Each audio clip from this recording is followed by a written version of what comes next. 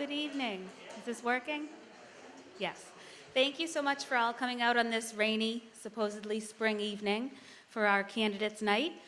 Norfolk Community League is very happy to sponsor this event each year. My name is Jennifer Tharrett, and I'm the NCL president.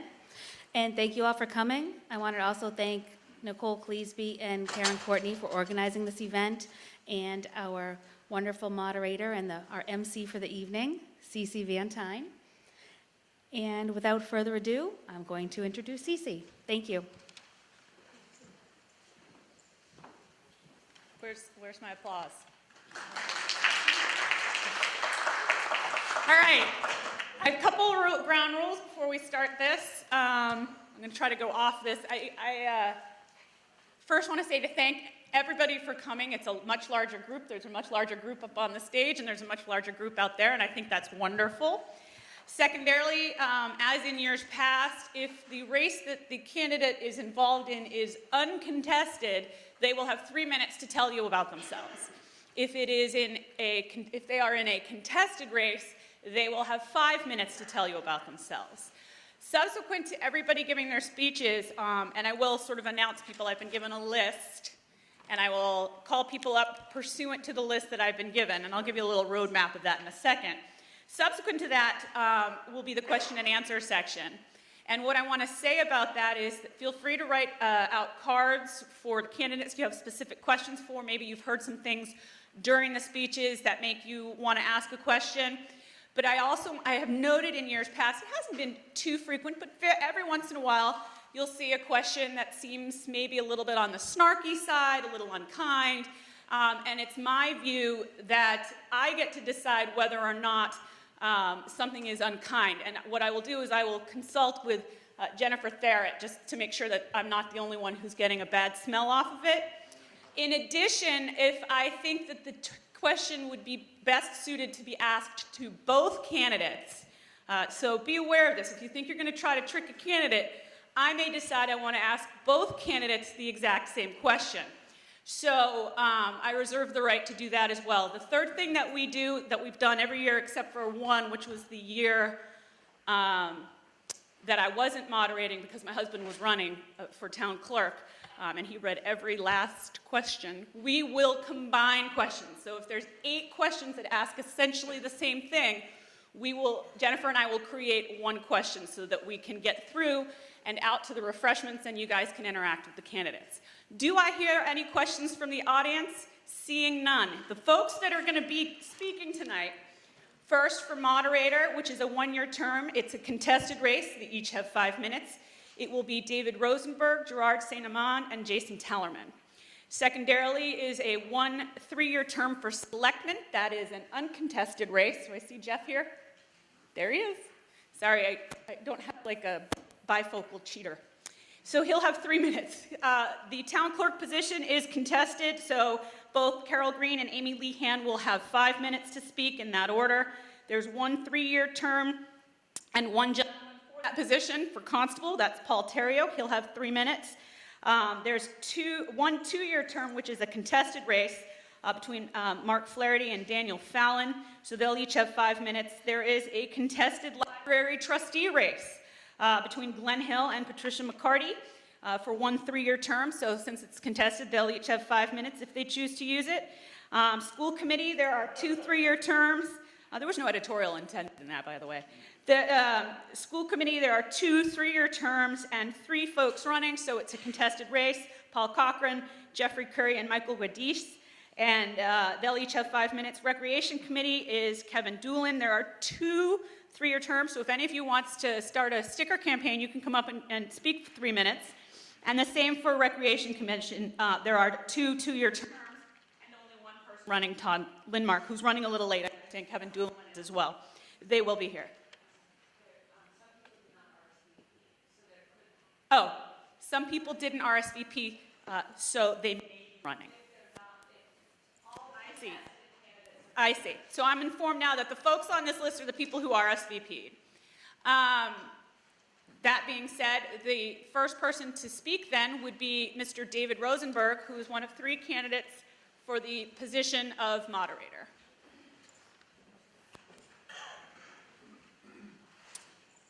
Good evening. My name is David Rosenberg, and I'm a candidate for Norfolk Town Moderator. I and my wife have lived in Norfolk for more than 35 years, and I've attended town meetings for the vast majority of them that have occurred during those 35 years. This is my first run for an elected office in Norfolk, but I've held several appointed positions on town committees, including serving as the chair of the Town Meeting Technology Committee. The reason that I'm running to be the next Norfolk Town Moderator is that I want to make our town meetings more participatory. We have about 6,500 registered voters in town. Typically, a small percentage of them attend town meetings, often only 200 to 250. The town meeting is the legislative body of the town. Unlike meetings that are intended merely to inform, and unlike hearings at which citizens speak, but a board or committee makes the decisions, at the town meeting, the voters express their opinions, listen to and consider each other's opinions, and then make the binding decisions for the town. Since only a small percentage of the registered voters,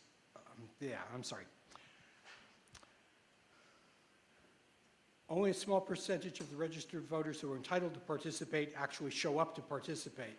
I believe that there are several reasons for that.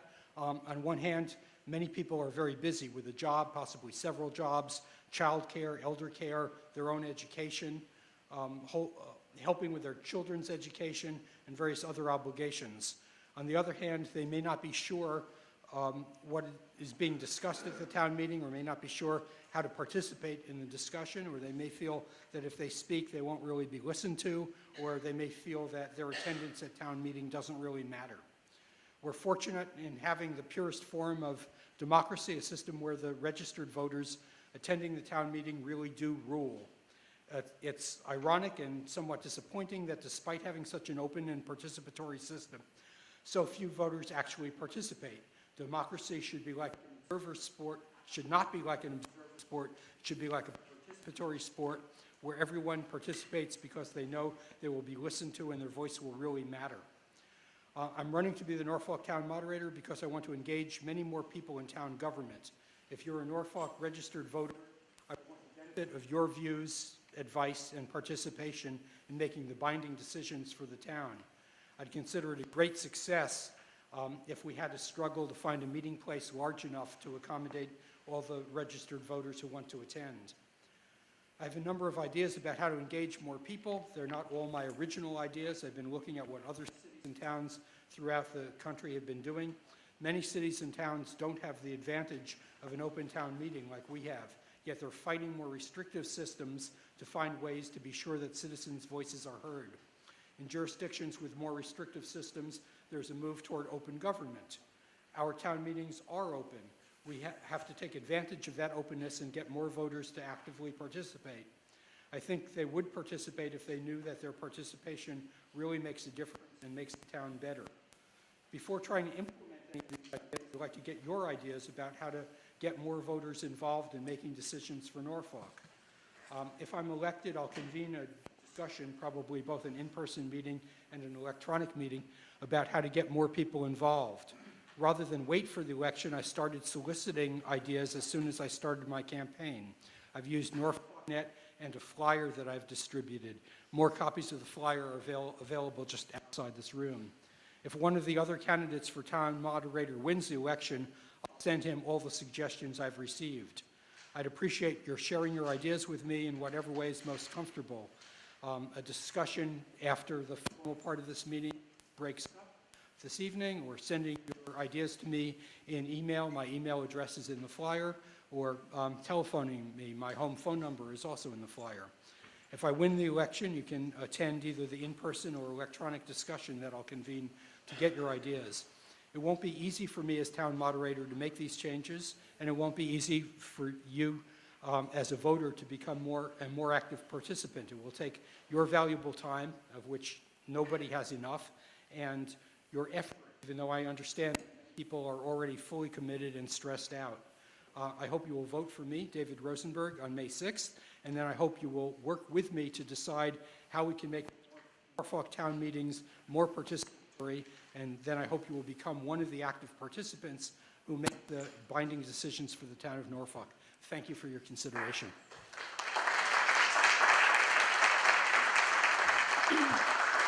Thank you. I had forgotten to mention that Nicole will be yelling 30 seconds when you have 30 seconds left to speak, so that the first time that you are notified that time is up is not when time is up. So thank you very much, Nicole. Next up is Mr. Saint-Amand.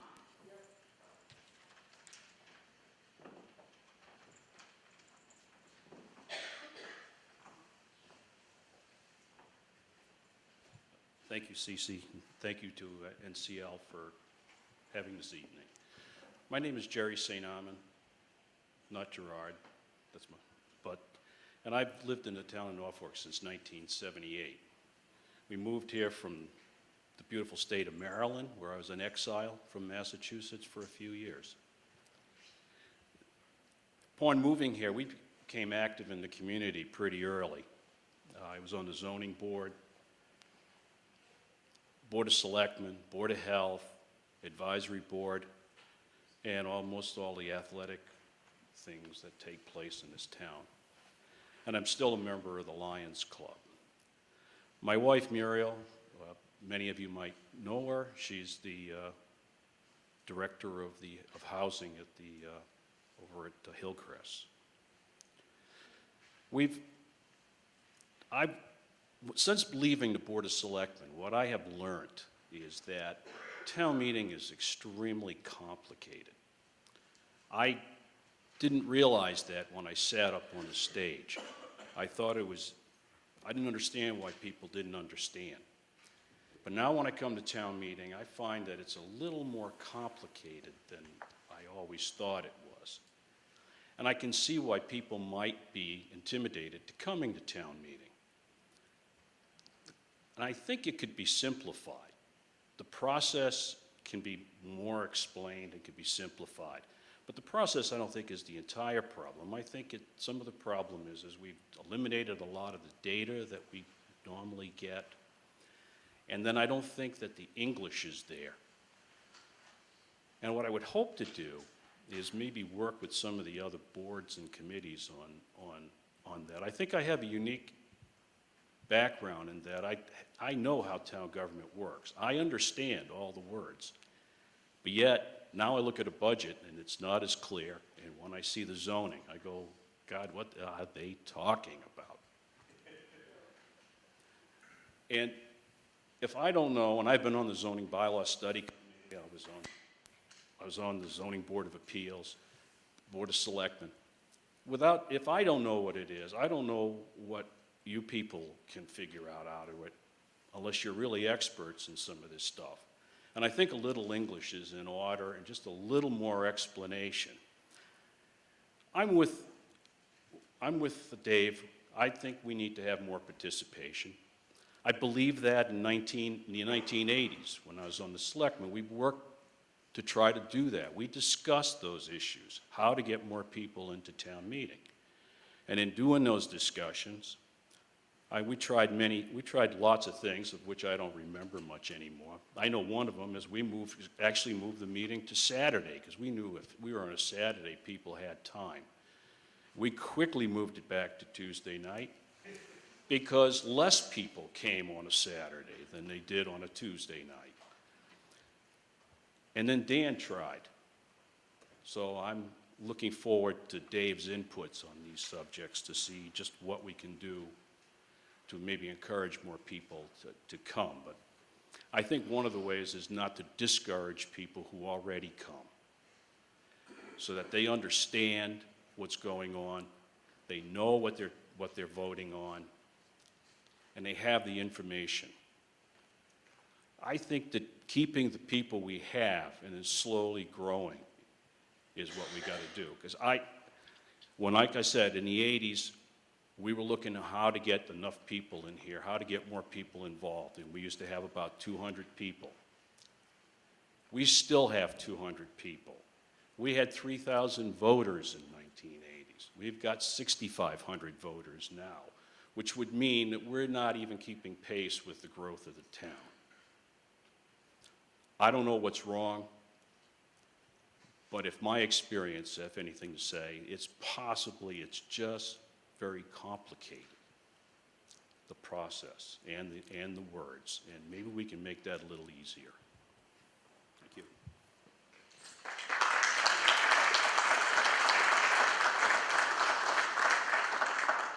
You still have 30 seconds, but thank you for shutting off early. Next is Jay Tallerman.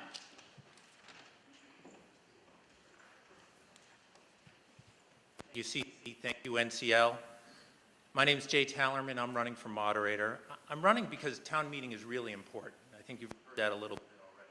It's the one time of the year, sometimes twice a year, but the one time of the year that the residents of the town have a chance to discuss the town's overall budget, zoning bylaws, big capital projects, and any other business of the town that essentially makes our town so important. This year alone, town meeting is going to be considering roughly a $30 to $35 million budget. We're going to be considering potential purchase of Jane and Paul's Farm, or a restriction on Jane and Paul's Farm, numerous zoning bylaws regarding our town center, and a potential purchase of land and appropriation for a new police station. Those are big items, and items that people should understand and have an opportunity to vet. The town moderator is the MC of your town meeting. They are the one that makes everything go smoothly, the one that communicates things to the people of the town in a way that gets people to participate, gets people to understand, gets people to debate the town meeting articles clearly and concisely. I've lived in Norfolk since 1995 with my family. Like many of you, I've always found volunteerism to be important and valuable. Also, like many of you, I started out coaching sports, softball, soccer with my kids, and then I evolved, if you could call it that, to more town meeting or town offices. I still serve on the Council on Aging, where I'm the chairman. I've been there for 6 years. I've been on the Conservation Commission, the Master Plan Committee, the Community Preservation Committee, and numerous other boards. I've also served as the deputy moderator for the last few years, appointed by Ms. Van Tyne, where I help and assist and fill in occasionally when she's been unavailable.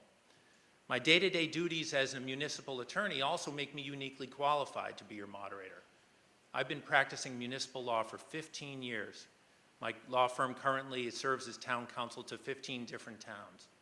I represent towns on everything from municipal finance to zoning to ethics, and most importantly, as to town meeting. It's town meeting season right now. This spring alone, I'll attend town meetings in 6 or 7 different towns. On election eve, I'll be attending the town meeting in Hanson and working with them. I routinely work and train moderators in other towns so as to help them engage with the townspeople. I understand the town meeting process. I understand the laws. It's important to understand the processes for town meeting. A successful moderator will present town meeting articles in an easily understood manner and facilitate orderly but lively debate. Naturally, the moderator should be well-versed in the procedures and laws governing town meeting. The town moderator should also understand generally municipal governance so that when people raise an issue about what's going on in town meeting, the town moderator can answer it effectively or find someone who can answer it effectively. It's also essential that your moderator have an understanding of what's going on in Norfolk. I think all of the candidates for moderator understand what's going on in Norfolk, but it is incredibly valuable to serve on other boards, to participate, to volunteer, so that you can present issues and understand the concerns of someone who gets up to a mic and says, I don't understand what's going on here, and help them find an answer for that. My experience as a municipal attorney, my experience on a variety of local boards, my experience as a dad raising 2 kids in Norfolk, I think make me uniquely qualified to serve as your town moderator, and I'd appreciate consideration for your vote on May 6th. Thank you.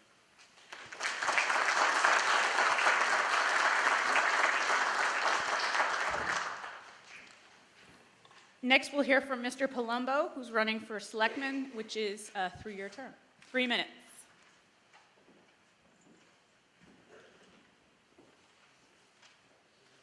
Thank you, Cece. Good evening. Thank you to the Norfolk Community League for hosting the candidates again this year. My name is Jeff Palumbo, and I am running for selectman in the upcoming election.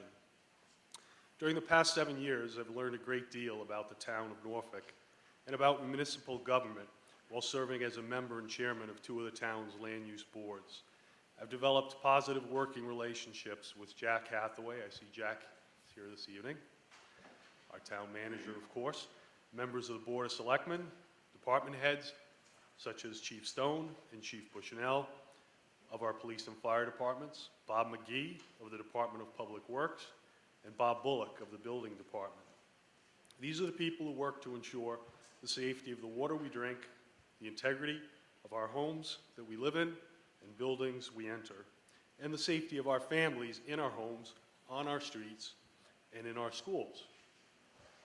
Going forward, I'm anxious to work with other town officials, especially our new town planner, Ray Goff. During the past year, we've witnessed some significant development in the C1 business district. This is the area surrounding the intersection of Route 1A and Route 115. We have a car wash, and will soon have access to primary care, urgent care, and specialty medical services at the 3-story medical office building now under construction. Other projects which will soon be under construction include a filling station, a Dunkin' Donuts, and a multi-story office building. While the town has had success attracting commercial development in the C1 district, we've struggled to do so in town center. Changes made to zoning in recent years, which were intended to promote mixed-use development in the B1 core business district, have been thus far ineffective, or at least ineffectual. So I look forward to working with our new planner to better understand the commercial aspects of development in town center and continue to seek a balance between what the residents of the town want and what the market will bear. In the area of public safety, we must be opportunistic yet proactive in identifying a cost-effective solution to address the inadequacies of our public safety building to serve the needs of the town over the long term. Doing so will help us to continue to attract and retain the best talent and help protect their safety while they work to protect ours. My family and I feel very fortunate to have chosen Norfolk as our home. The fabric of our community is held together by threads which remind many of us of simpler times and represent the best of the place where I spent my childhood, and I suspect many of you spent yours. Those that have come before us have accomplished much. They have made Norfolk a highly desirable town to live in and raise a family. But we must continue to build on what we have been given. It would be a privilege for me to continue to do what I can to further this objective and ensure each and every resident will remain proud to call Norfolk their home. Thank you.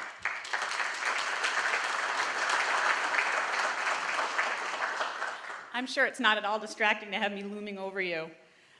Next is a contested race. This is the race for town clerk. It's a 1 3-year term. Alphabetically, the first to go will be Ms. Carol Green.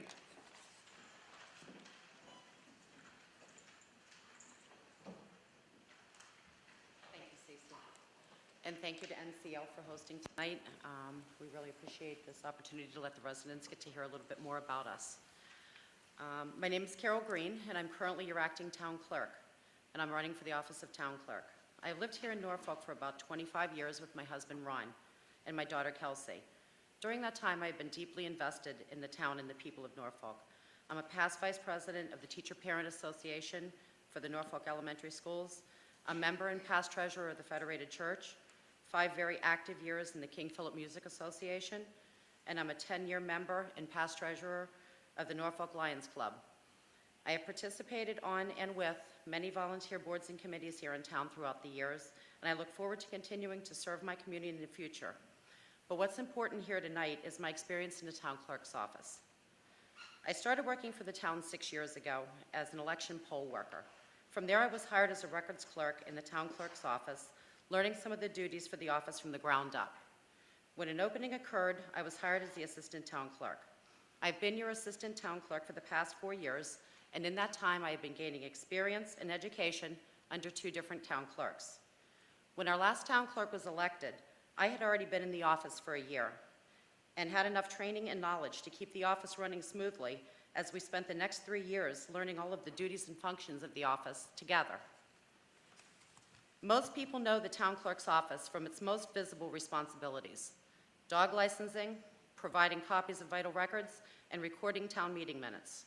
This, however, is a very small part of the daily responsibilities of the office. Issues dealing with elections, open meeting laws, ethics laws, and much more are a part of the town clerk's day. I invite you to stop by the town clerk's office and read the job description. It's multiple pages long, and I think many of you would be surprised at how much the clerk is responsible for. The other thing I would invite you to do is look at the hiring qualifications for a town that has an appointed town clerk. The reason why towns that appoint their clerk require qualified individuals is because of the level of responsibility and the fact that everything that a town clerk does is governed by both Mass General Law and the town's bylaws. That same standard and expectation should apply regardless of whether the position is appointed or elected. The town has already invested in me for 4 years. I have taken classes through the Mass Town Clerks Association and other state and local agencies. I have had personal training from the Secretary of State's office and the Attorney General's office. I have a well-established working relationship with all of the other departments in Town Hall and with people at the state level. This is a job that even the smallest thing, such as writing a date in an improper format, has repercussions. It's as simple and as complex as that. Experience is key. Knowing the procedures, knowing what to do, knowing who to call. Everything I have touched on here tonight, and many more, take time to learn. And even after 4 years, things still do come up that I don't know. But what I do know is how and where to get the answers. This is the kind of experience and working knowledge that you want from your town clerk. It's a seamless transition to someone who is already doing the job.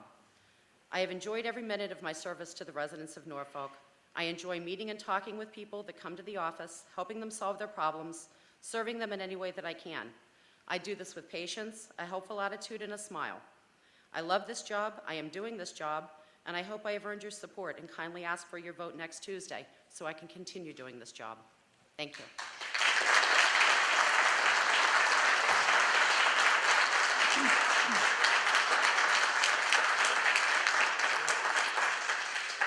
Thank you. Next up is Ms. Amy Lehan. I'm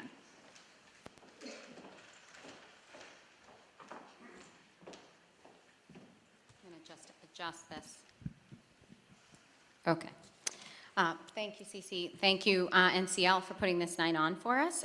This is a great opportunity for us as candidates to tell you a little bit about ourselves, and I appreciate this opportunity. My name is Amy Lehan, and I'm running for the position of town clerk. This is my first run at any position ever. I was not on my student board in high school. This is way outside my comfort zone, so I apologize if I'm a little nervous. Let me start by telling you a little bit about myself and how I ended up deciding to take this leap. I grew up in Norfolk, and I graduated from King Philip Regional High School, class of '93. I graduated with the prestigious label of both a band geek and a nerd, and I'm proud of it. After KP, I went to the University of New Hampshire, where I stayed for 7 years, earning both my bachelor's degree and my master's degree in mathematics. After leaving UNH, I started a job at MIT Lincoln Laboratory in Lexington, where I have remained for 13 years. My husband and I moved back to Norfolk in 2005, and we currently have 3 children in the Norfolk Public Schools. Once my children started getting involved in activities, I started volunteering for those activities. Anyone who knows me knows that I have a reputation for not being able to say the word no. I have coached soccer for Lions for more seasons than I can count, and let me tell you a secret, I know nothing about soccer. I stink at soccer. And I really mean that. And it's a similar story for softball, but I did at least play softball through 8th grade. I'm not sure that makes me qualified to coach, but I do it anyway. Now I've found myself the leader of 2 Girl Scout troops. I'm on the board for softball. I am the service unit treasurer for Girl Scouts in town. I'm a softball coach, a soccer coach, a room parent, and I'm the team manager for a KP Walpole hockey team. And I love it. I love every minute of it. I love the kids. I love organizing all of the activities. I love getting everyone involved. I love it. And I would really like to turn that into a full-time job. I started thinking about running for town clerk about a year ago. I currently work in a very technical environment. I spend my days programming in MATLAB, and I have very little interaction with the outside world. I've known for a long time that this was not the right atmosphere for me.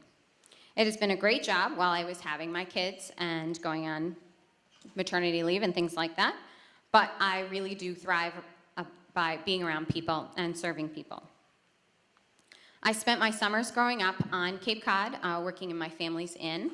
The last year that I worked there, I was the dining room manager, where I organized functions, I scheduled the staff, I balanced the books, and I pretty much did anything else that comes up in a dining room. While I was at UNH, I worked in a retail store, and the last few years that I worked there, I was the assistant manager of the store and the off-site manager, which meant that I organized all activities for football games, hockey games, gymnastic meets, and the like. I planned everything from A to Z as far as our off-site sales. I staffed the events, I picked out the merchandise that went to the events, and I balanced the books at the end of each event. As the assistant manager, I also opened and closed the store. I assisted the owner in reconciling the accounts, in the payroll, and in a sales analysis of merchandise sold. In my current position at MIT Lincoln Lab, I've maintained a security clearance without incident for 13 years. I'm well-versed in protecting information and maintaining privacy. Now that my kids are in school full-time, it's time for me to make a change and work in a job that suits me a little better. With no incumbent running, it seemed like timing was right for me to throw my hat in the ring for town clerk. When I look at the town clerk's office, I see a job that requires a people person that is also organized and meticulous. I see a position serving the community that I love. In a sense, the town clerk's office is the face of Norfolk. It is the first place that someone new to Norfolk would go to register to vote, get a dog license, or just get more information about the town. I'm always willing to help, answer a question, or do whatever I can to make someone feel welcome. I look forward to demonstrating the best that our little town has to offer. I would like to continue my service to the community as town clerk, and I ask for your vote on May 6th. Thank you.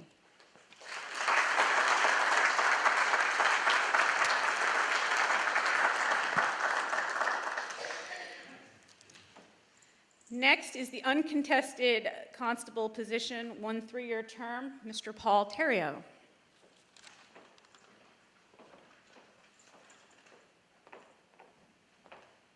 Thank you, CC. Thank you, NCL. I will be very brief.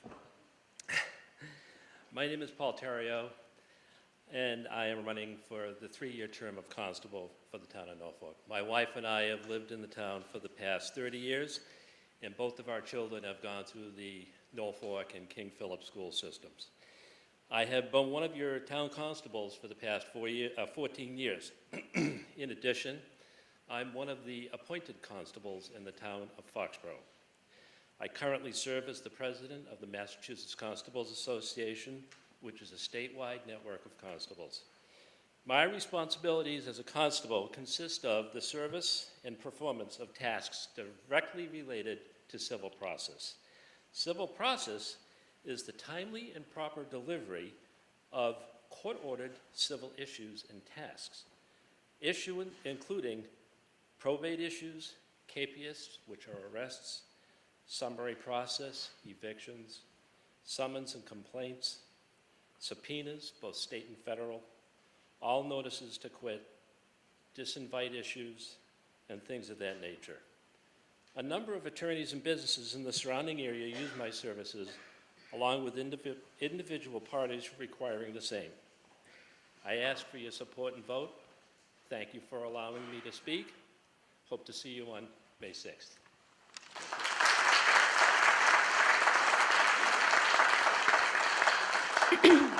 Mr. Terrio is to be congratulated for the brevity of his speech with all of that knowledge included. And in fact, I, as an attorney, have his card in my desk as well. So I'm allowed to plug for someone who's not contested. Now for another contested round. Constable, this is for 1 2-year term. Alphabetically, the first to go is, well, actually, let's see here, it's Flaherty. That's right, because he's the incumbent. So it's going per the ballot. So Mr. Flaherty is first. Thank you, Cece. Thank you, NCL, for inviting me to tonight's events. Thank you, everyone, for showing up. My opponent, other candidates, thank you guys for showing up. We're all here because we want to serve Norfolk. I've lived in Norfolk virtually my entire life. We moved here when I was going to kindergarten from Norton. And other than a stint in the Air Force on active duty, I've been living in town ever since. I went to elementary school at the A.J. Freeman Centennial School, and I went to high school at Tri-County. A little more about me is that while I was serving in the Air Force, I was an F-16 crew chief, which means I was an aircraft mechanic on the F-16s. I was responsible for generally the entire aircraft. I had to have a knowledge of the entire aircraft, and if anything happened with that aircraft, any type of failure or mishap, I was one of the first people that would be called in front of the commanding officer and, God forbid, a crash investigation board to answer for what I did with that aircraft.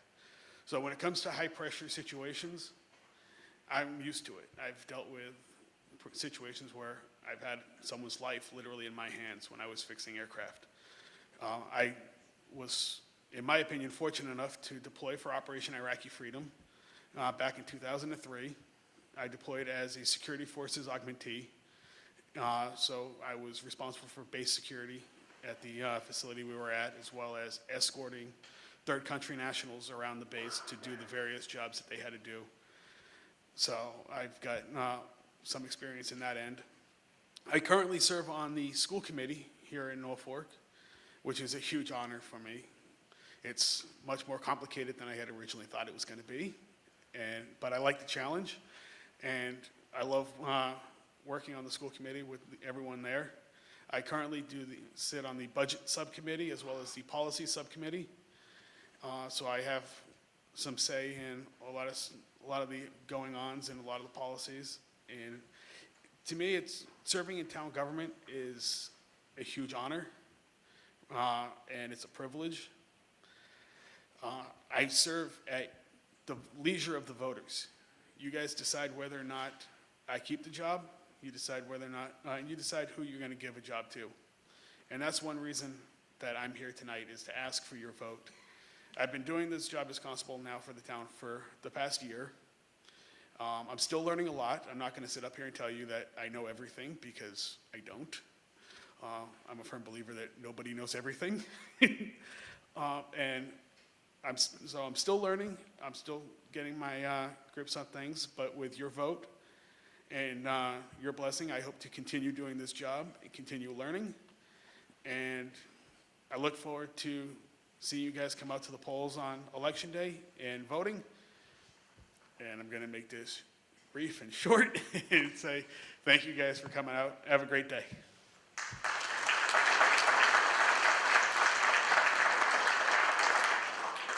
Next up is Mr. Daniel Fallon.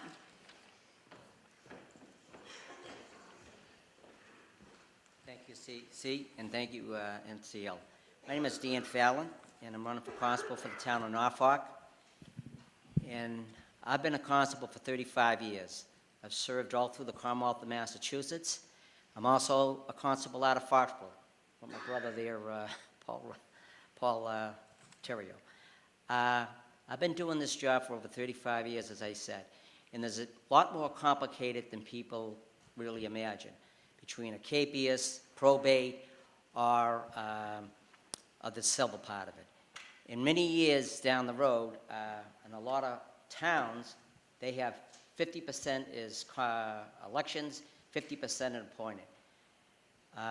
Most of the towns, to get appointed, you have to have really some background in being a constable or law enforcement.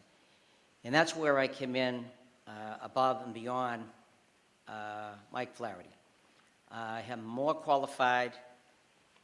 It'll take him many years to do certain things in this town. I've helped and can help a lot of people in the town, which I have. I've helped a lot of senior citizens with different issues and 14-day notices, 30-day notices, probate notices, and even gone to courts on my own time to help them out. And I will do that even being appointed or elected by the town of Norfolk. So I would ask for your vote on May 6th. Thank you, Dan Fallon.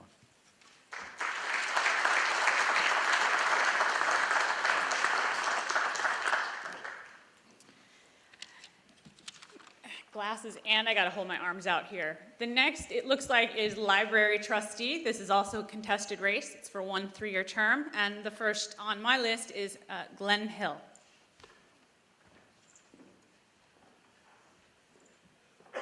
Thank you, CC, and thanks to NCL for the opportunity to come out tonight. Welcome everyone who's here and all our viewers at home. My name is Glenn Hill, and I'm running for your library trustee candidacy this year. This is the first time I've run for elected office, so it's a little bit new to me. The primary role of a library trustee is to lend governance to the operation and maintenance of your library, which is a center for educational, informational, and recreational access to all categories of media and learning experiences, including lifetime learning. The work of a library trustee involves working with the fellow trustees and the library director in maintaining and preparing the annual budget at town meeting, updating and developing policies and procedure for management of the library, working to inform the library's strategic plan, and advocacy for all library interests. Excuse me. The Board of Library Trustees is a team of 3, where the unique talents, skills, and experience of each trustee blend seamlessly to form an efficient and effective board. Together with my fellow trustees and the library director, the board is reaching important strategic goals.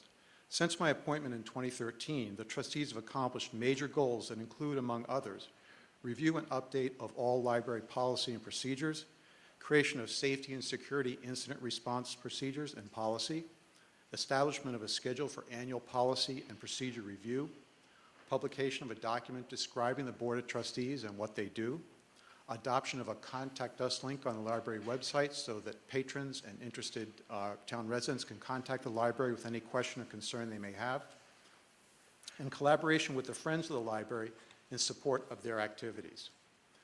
While my experience and efforts have contributed to these accomplishments, none of what has been accomplished could have been done without the close cooperation and collaboration of my fellow trustees and the library director. It is this team that works together to deliver on the promise of having a well-managed, accessible library that is welcome to all and is prepared for the future. As for myself, I've lived in Norfolk for 19 years. My background includes 35 years in information security, governance, protection of persons and property, and budget management. I'm retired from Northeastern University, where I spent 10 years as their Director of Information Security and Identity Services, and as a graduate lecturer in the College of Professional Studies, teaching information protection and risk management. Before coming to Northeastern, I was the Director of Network and Telecommunications Services at Babson College. Aside from my professional experience and work as a trustee, I've served our community in several roles. In 2004, I participated on the Public School Safety and Security Committee, where a set of recommendations was developed to help protect students and staff in their learning environment. In 2005, I was a member of the Library Strategic Planning Committee, whose charter was to inform the strategic plan that helps qualify the library for state certification and grants. I give an annual presentation at the library on identity theft and internet safety, and I support the Friends of the Library and regularly attend their meetings.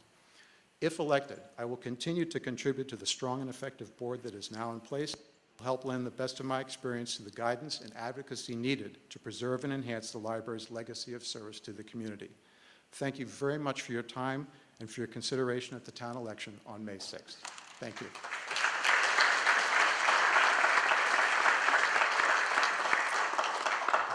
I would like to commend the candidate for being able to handle the fact that I was half out of my chair, back in my chair, half out of my chair, back in my chair, trying to interpret the hand signals from Nicole Cleesby. So I'm chucking her under a bus on this one, but it's definitely my fault as well. You handled that very nicely. Next up is Patricia McCarty.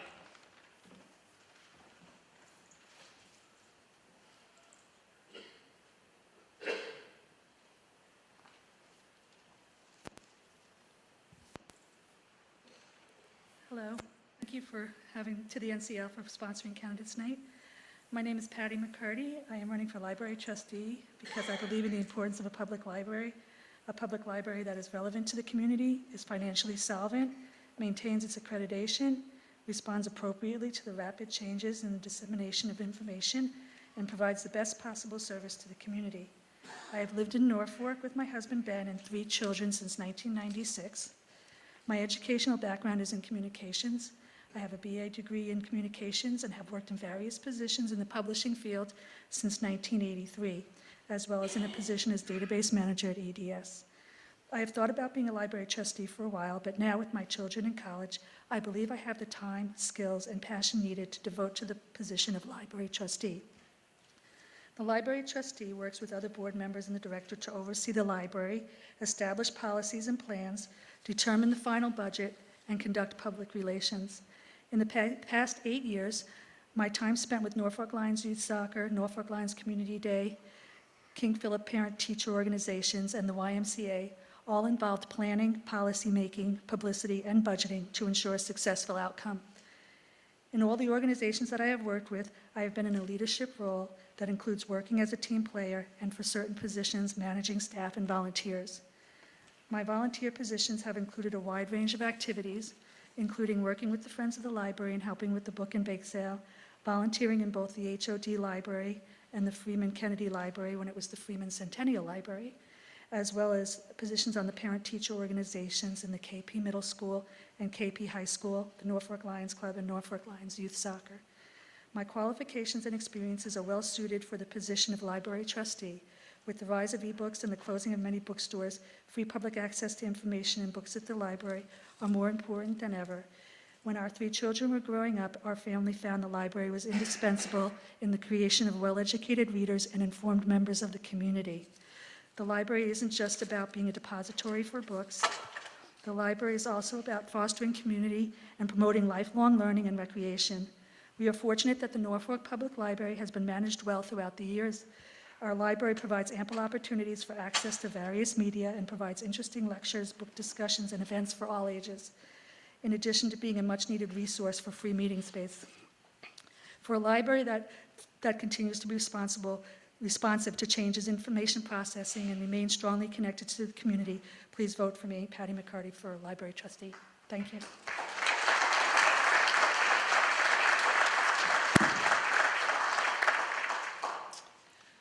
Looks like next on the list is the contested race for Norfolk School Committee. There are, as I previously indicated, 2 3-year terms with 3 gentlemen who are vying for those positions.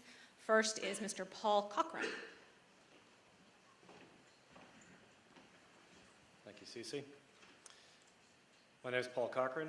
I'd just like to thank NCL for putting this together. Thanks to all those who helped me get on the ballot, and thanks to everyone in the audience for coming.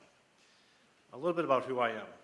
I moved to Norfolk when I was in high school and lived in Norfolk with my parents through college.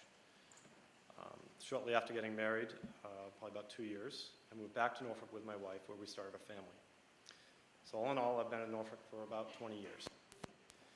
And now we have 3 children in the elementary school system, which is a very important part of the town. Quick review of my background. My education. I went to Curry College in Milton, Mass, where I earned a BA in business management. After that, I earned an MBA with a concentration in finance from Suffolk University. A little bit about my work experience, which I feel qualifies me for this position. For about 10 years, I worked at a large Massachusetts health insurance company, where I was the Director of Financial Planning and Analysis and managing capital and operational budgets. After that, I worked for a globally based life insurance company and was also their Director of Financial Planning and Analysis for the individual life division. And currently, I'm working for Cisco Systems as the finance manager for European, North American, South American, and Middle Eastern video systems. I'm very much in the position for the school committee. I believe that giving back is an excellent model. It's something that I enjoy doing. It's something that my family does. And for the past few years, I've been on the Norfolk's Capital Outlay Committee. As you may know, there hasn't been much capital to outlay. So it hasn't been a great opportunity for me to give back to the community. The school committee is very active, it is very important, and it will allow me to apply my experience and my background to helping the schools in the community. As I mentioned, we have 3 children in the schools. They'll be in the schools for a few more years now. And I see the schools as a very critical element to the community and foundational to the success of our children and the town. A successful school system attracts residents. That's all. Thank you. I look forward to seeing you on May 6th and for your vote. Thanks again.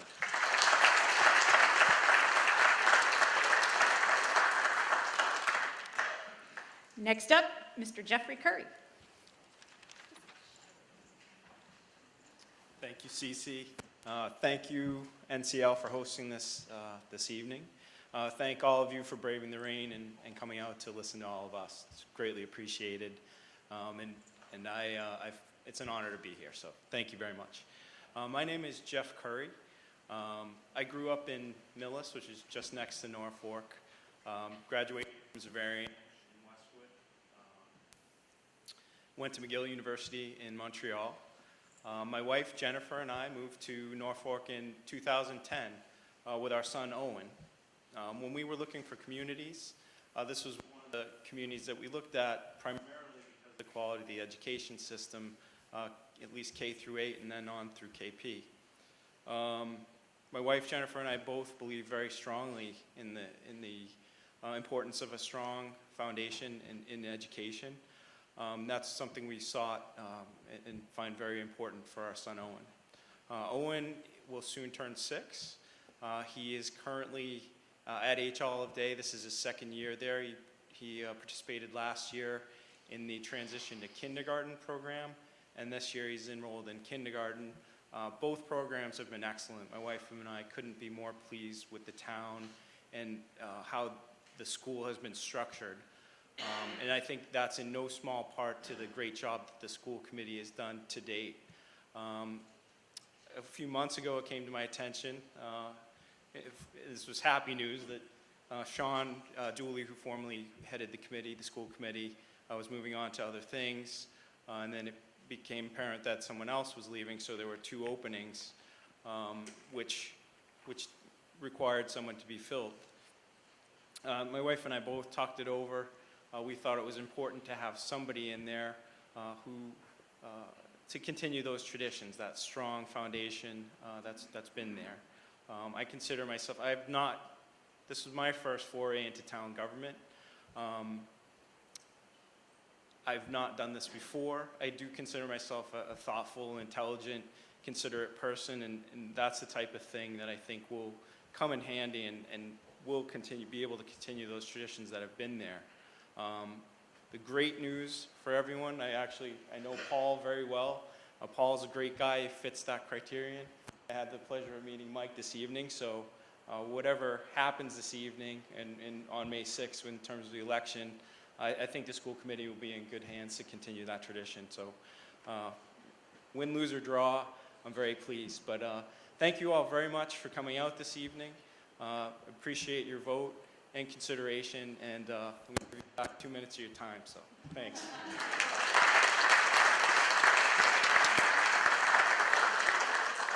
Thank you very much. I'm going to try not to massacre your name. Did I? What is it? Judici. See, not even close. So let's, Michael Judici.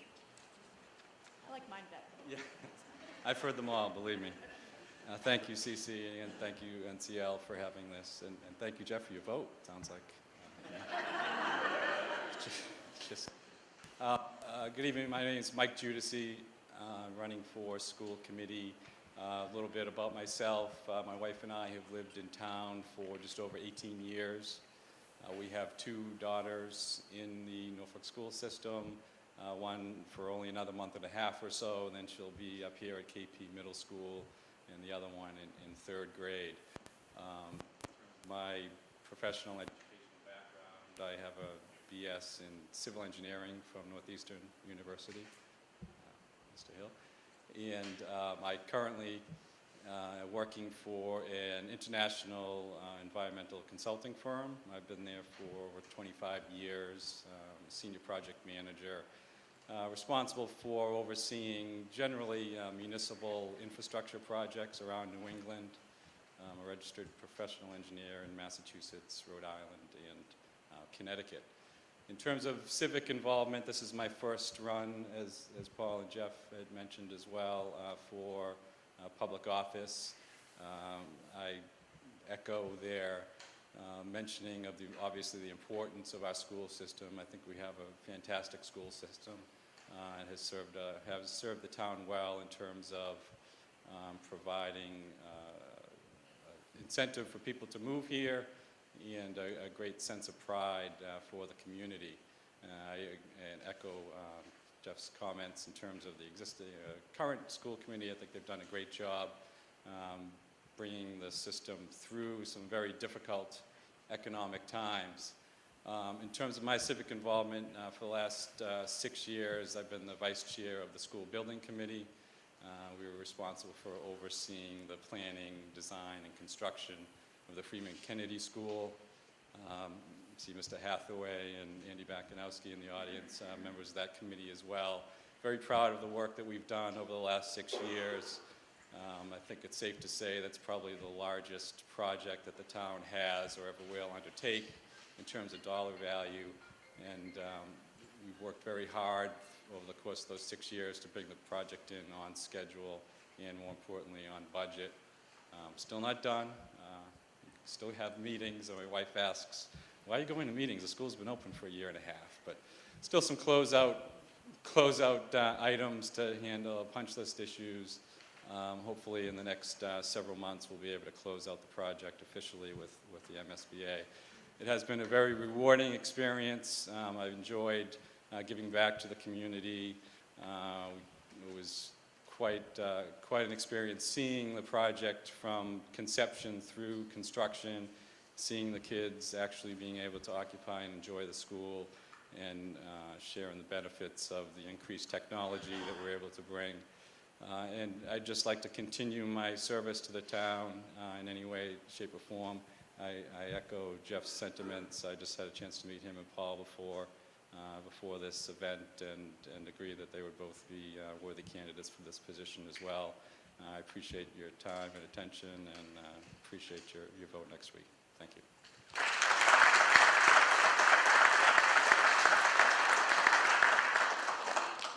Do I have a Kevin Doolin here? Mr. Doolin is running for the one of the 2 3-year terms for Recreation Committee. So he is an uncontested 3 minutes.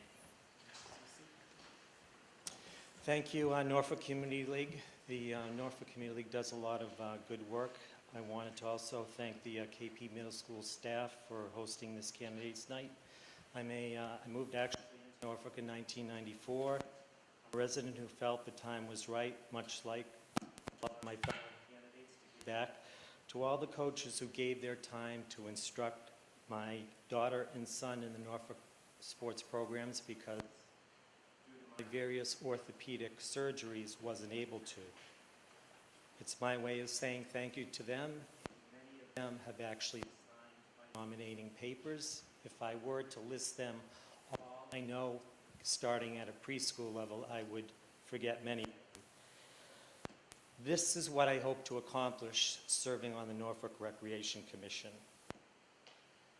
Resolve the field shortages. What I see right now on 115 driving by this past week, and I had a little talk with Ann Proto this afternoon, is there's some public safety issues with young children and parents parking on 115 that we need to get a grasp on. Another thing we need to do as a member, as a commissioner on the Norfolk Recreation Commission, is to address what to do with the Boardman Street Kids Place. And when I went around asking for signatures, I asked people, what were your concerns? What would you like to see improved, as far as programs available to people of all ages? And regarding the Pond Street facility, Many asked if there would be any possibility of having permanent bathrooms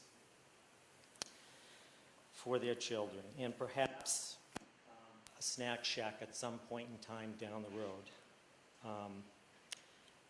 When I worked on a campaign many years ago for a friend who lost his election, he sent me a Christmas card. And all he said on the front of the Christmas card was to stay involved, speak up for the children, and no matter what, shoot straight. And that's what I intend to do as a member of the Norfolk Recreation Commission. And I want to thank you all for listening to me and for your consideration.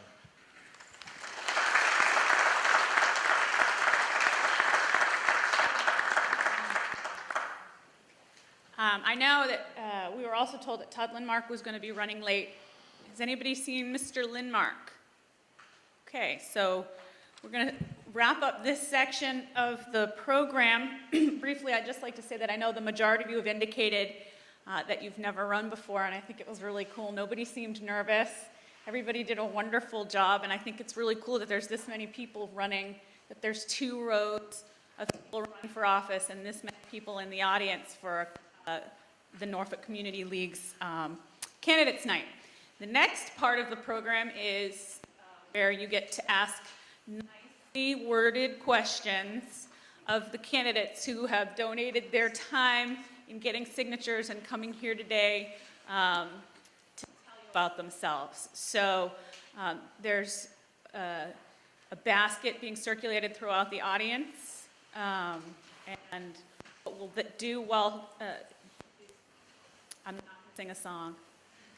What we'll do while the cards are being collected is we're going to organize them and figure out which ones are repetitive, which ones perhaps should be asked of both people or all 3 people, and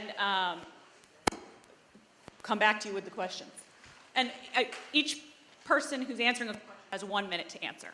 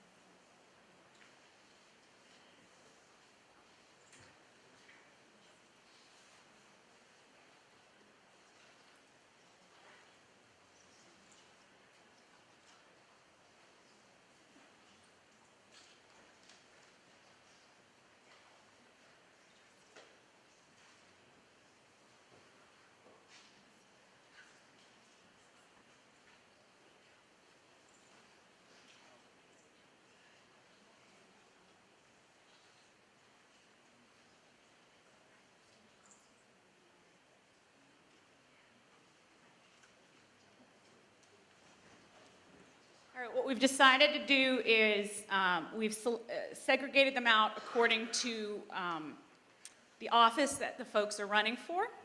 And we're going to go down the line in the same order as the folks spoke. So the first questions will be for folks running for moderator. And the first question is to each of the moderator candidates. And again, I'll have you go in the order that you spoke in. To each of the moderator candidates, 2 of 3 of you commented on the need to increase attendance at town meeting. There's a 2 subpart question, so pay attention.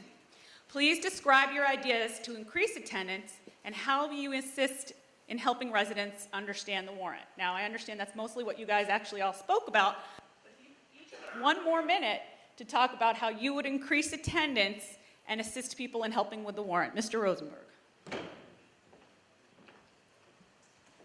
Thank you. So let me start by saying that I don't have any magic fairy dust that I can sprinkle and increase attendance.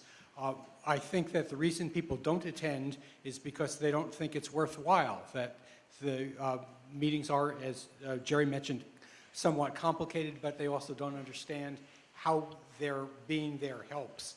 And what I want to do is, first of all, get input from people about what changes we make that would make it seem more valuable to them. I want it to really be the case that their presence matters. There are a number of things that the moderator can do himself. There are also a number of things for which you would need collaboration with other boards and committees. So I guess the answer I can make is, rather than offering detailed suggestions now, which will go well beyond my 1 minute, is to say gather input and collaborate with other boards and committees to work on that. Mr. Sanavon?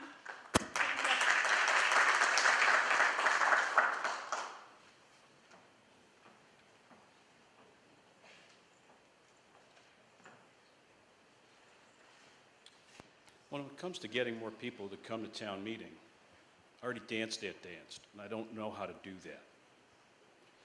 I've tried I already tried lots of things. I know other people have tried, so I'm looking for great input on that. My goal would be to make sure that people continue to come who come and understand what's going on, and I think that that will grow the town meeting if we can keep the people who are here and come, and then keep others so that when they learn, that they can actually understand. Like, a specific example would be when you take a zoning issue and you say, we're changing it from this to this, and you get all this fancy wording up on the board. I would probably ask that somebody put an example of what we're talking about. Put a picture. Say that this is what it does today, and this is what it would do under the change. And I think that kind of simplistic way of looking at things would make it work. Thank you. Mr. Tallerman, same question. I'm just not sitting down.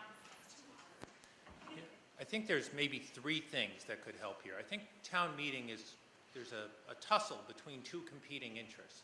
One interest in being able to speak your mind in an open way without fear of understanding or not understanding the question. The second one is getting through town meeting quickly and efficiently. You have to balance those 2 issues. That's vital. And when you can balance those 2, you're going to keep people interested. The third one is that I think that it's really important that when an article comes up that is complicated, that you have the requisite knowledge to be able to explain it to people. You can tell when people are confused when you're on the stage, and you can explain it to people. I think the fourth thing might be to make sure that we have a little bit more fun at town meeting. Not that it's not fun, but I think we can always improve on that. So.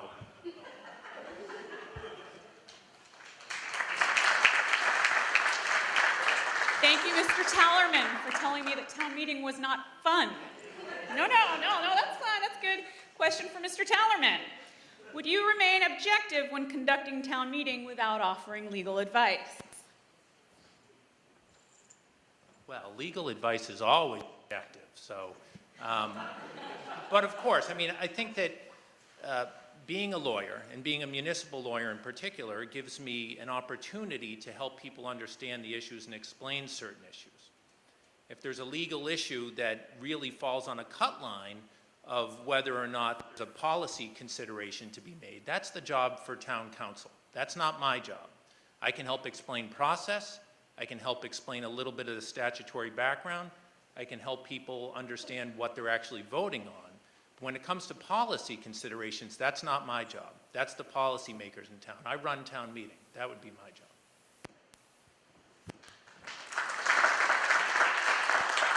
The next question is for each moderator candidate, and parenthetically, it indicates in the order they were introduced. So, in the order you were introduced, gentlemen, regarding citizen participation in town meeting, do you feel that every citizen has the right to submit a citizen petition for an article for the town meeting warrant? And could you please explain your position regarding this issue? Mr. Rosenberg? Thank you. So it's my position, and it is also, in fact, a town bylaw that, in fact, any voter can submit a petition article. And one of the things that I would like to do is make that easier. And the way I would make it easier is outside of town meeting, having a session perhaps, 4 months before town meeting or some time before, probably before the warrant is even opened, to help people learn to draft petitions so that they could get those petitions considered. And other things I would do to increase citizen participation is other activities prior to the town meeting to help people understand what the issues are, and if amendments were to be offered at the town meeting, to have a discussion about them in advance. Thank you. Thank you, Mr. Rosenberg. Mr. Sanamon? Would you like me to reread the question? I know it was a long one. Well, to paraphrase, do you feel that every citizen has the right to submit a citizen petition for an article warrant? I'll leave it. Actually, every citizen has the right to submit a petition for a warrant article. All you need is 10 signatures for the annual and 100 for a special. And it has to be submitted to the Board of Selectmen. And as a selectman, I used to help people put those together.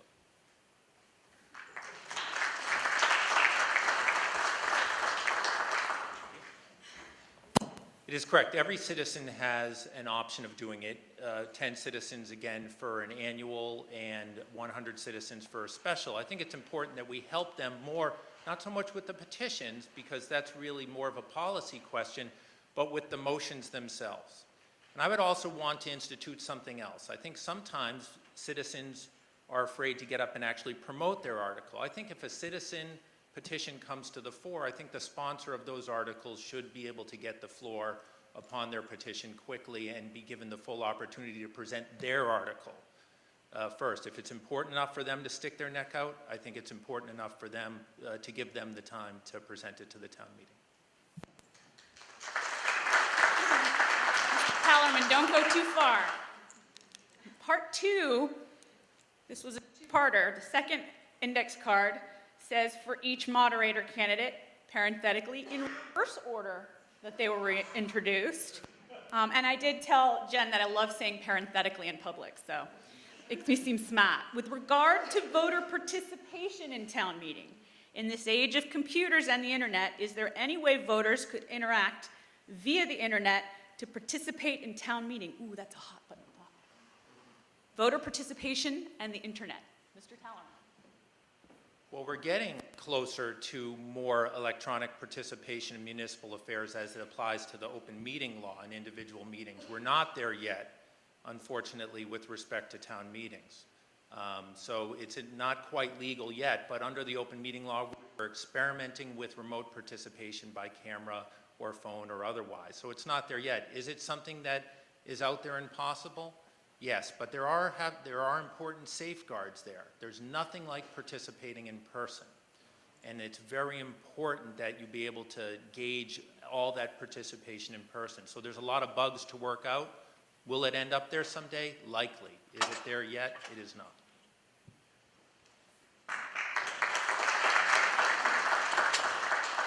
Same question for Mr. Saint-Amand.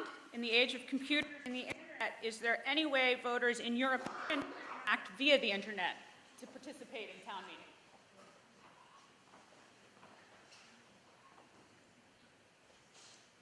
Actually, I thought about that question.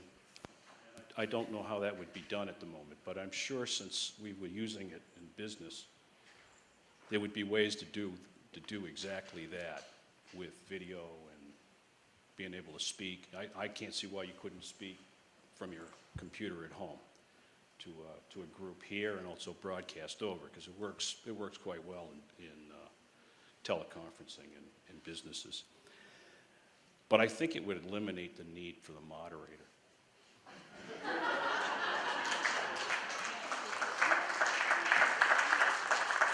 Mr. Rosenberg. Thank you. This actually seems like a softball question right up my alley. As I mentioned earlier, I was the chair of the Town Meeting Technology Committee, which looked at how technology could be applied to make town meetings more effective. And our conclusion was that the best thing for us to do was to allow people to discuss the warrant articles prior to the start of the town meeting. So what we envisioned is having, say, a 2-week online discussion where people could ask questions about articles, ask about historical precedent, ask about practices in other towns, ask about interaction with federal or state law, and advocate in favor of or in opposition to warrant articles. And we actually created a forum like that. It didn't get very much traction, but I certainly see things like that getting more traction in the future. There are open meeting law issues that don't actually apply to town meeting. Thank you.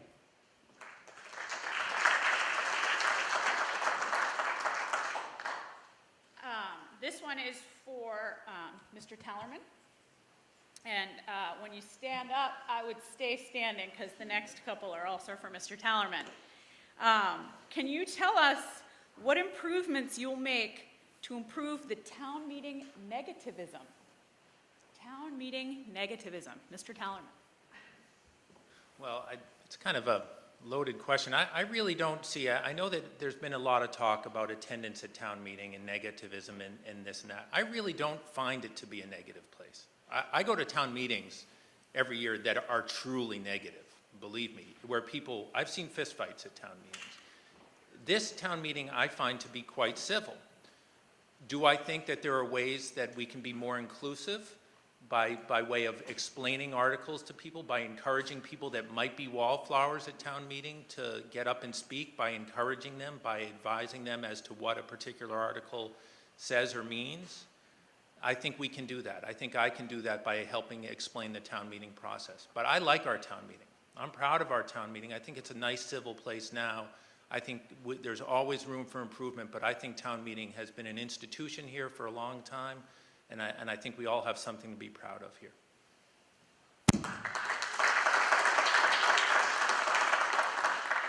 Mr. Tellerman, what are your criteria to appoint a person to serve on the advisory board? The advisory board here in town, it's called the Finance Committee in other towns. It's a board created by statute. It's not unique to the town of Norfolk. By statute, the advisory board or a finance committee in another town must make financial recommendations as to the budget. That's a big job. The selectmen participate in that process as well as the administrator's office. We're talking about a $35 million budget. So the first thing that I would want to make sure of is that people that are going to be candidates for the advisory board know numbers. That doesn't mean they have to be an accountant. They could know numbers from the standpoint they could be an economist, an engineer, a lawyer, an accountant, a finance director, but they have to know numbers. They have to understand budgets. The second thing, and perhaps the more important thing for people of Norfolk, is that they have to take the long view of the town. We're all in this together for a long time. They have to look at our budgets not year to year, even though that's important too, because we run individual shortfalls. But they have to be willing to envision Norfolk 20 years down the road, and I would look for people that can do that. Thank you. Last question. The last question, this is for the moderators, candidates, and this is also for Mr. Tellerman, so I don't know why he's walking away from me. I have a bunch of children, so I got eyes everywhere. Occasionally, it's a long one, good one. Occasionally, many more than 200 people attend town meeting. Yes, they do. Occasionally. Usually to support or vote against a particular article. Then they leave. Would you support randomizing the sequence of articles so that the chances will increase that those extra people will be in attendance during the discussion and voting on more than one article? So what DC's talking about there in the question is that some towns literally have like the popcorn type thing where they put all the articles in a hopper and then it comes out and you pick it randomly. I'm okay with that. I think that's really a policy question though. Do I find that to be effective? I do find it to be effective for particular towns. However, the order of the articles is not the moderator's position. The moderator doesn't determine that. The selectmen get to choose the order of the articles, and that's done occasionally strategically, occasionally randomly. But they're the ones that get to decide that. Do I see different forms of that? Will I also entertain a well-intentioned motion to move an article out of order? where there's a particular interest to do that, I would do that. And I would participate with the selectmen to help devise the right system. But I would look to the selectmen to help devise that policy, because they're the ones that determine what goes on the warrant and what the order of those articles are.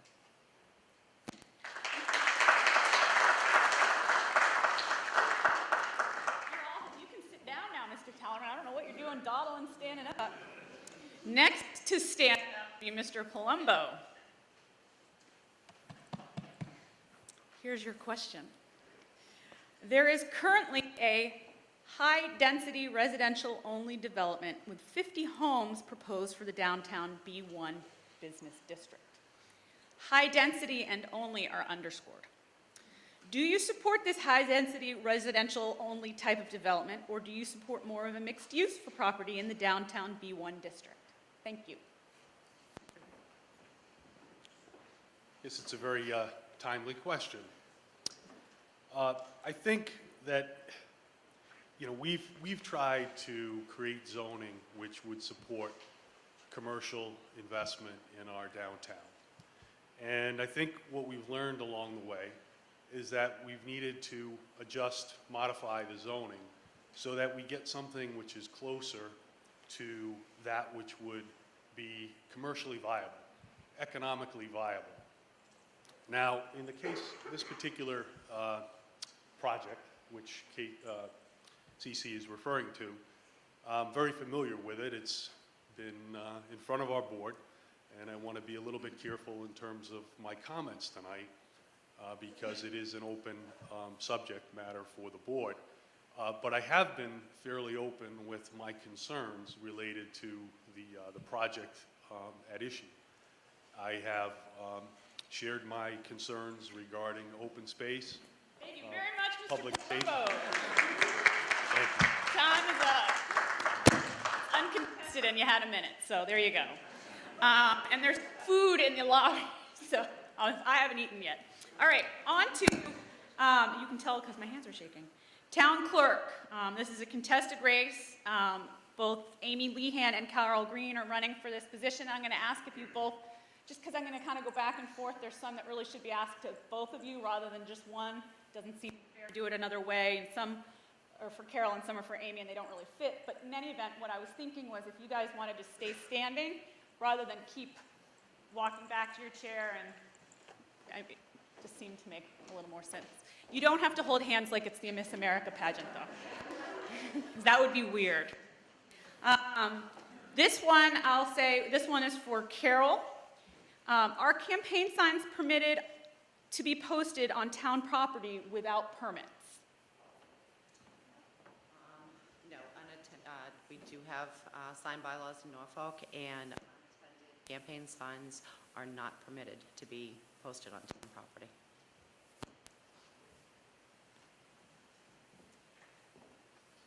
That was nice and quick.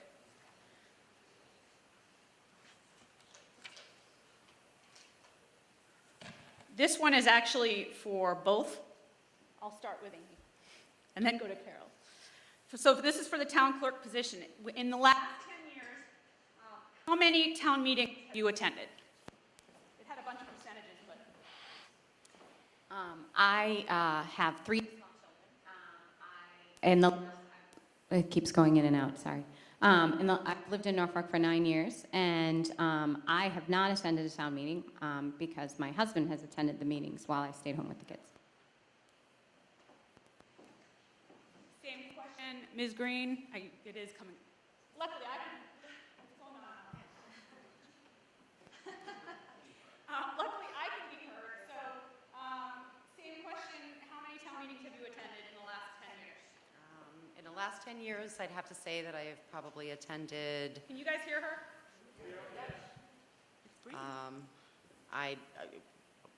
Without actually looking up numbers, I'd probably have to say a dozen or so. I tried to, I have attended town meetings since I've been the assistant town clerk, but prior to that, we tried to make as many, at least annual town meetings as we could, as my husband and I together, and as many specials as we could. Thank you. This question also seems like one, it's addressed to Carol, but I actually think it would be, it's an interesting question for both candidates. And I'll have Carol go first this time. After being in, and obviously we'll modify that, but after being in the town clerk's office for 4 years, is there any part that you can see being streamlined for, to allow for town departments in the state to run more efficiently? So what are your ideas for streamlining the town clerk's office? It's actually been a really exciting time in the town clerk's office. We have a brand new, thanks to the CBC digitization project that's going on right now, where all the vitals are being scanned in. There's also the ability to put into that town meeting minutes, which I've gotten in. I want to scan town bylaws, zoning bylaws. I want to work with the other departments to get a lot of the stuff scanned in, because what it gives us is it gives us a searchable database. You can have a resident that comes in that's looking for one particular thing. We can plug a couple of keywords in, and it'll give us all the articles that from town meeting if it was discussed, or the zoning articles, so that you don't have to spend hours and hours poring over books, trying to find what you're looking for. And we also have the ability to print from there. Same question. How would you, what do you see as important for streamlining between the state and local government? So between town department, to allow for town departments in the state to run more efficiently. Well, since I don't have the experience of being in the town clerk's office, it's not really clear to me how it works currently, but I'm actually very excited to get in there with a fresh look and figure out how it could be streamlined and how we can access more things online and make it easier for all the residents in town. So I'm actually very excited to get in there and look at that.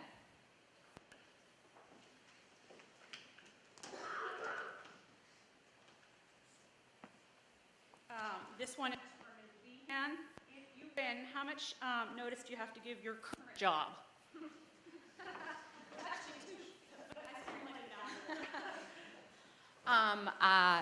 My understanding is there's a 2-week overlap period. That is my intention, to give a 2-week notice.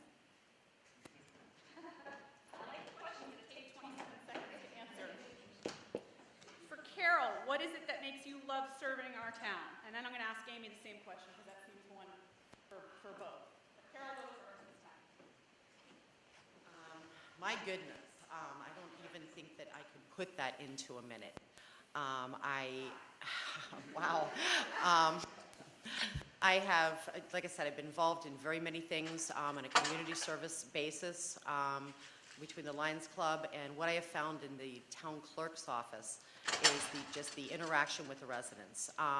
I love seeing somebody, come in and walk down the hall that sticks their head in and says hi, or somebody that comes in to ask a question that might not know where they need to go within the town hall, and I'm able to answer their question. I love interacting with people. I'm very much a people person, and I try to treat everybody that comes in, warmly, helpfully. I don't know. I love working with the residents. Thank you.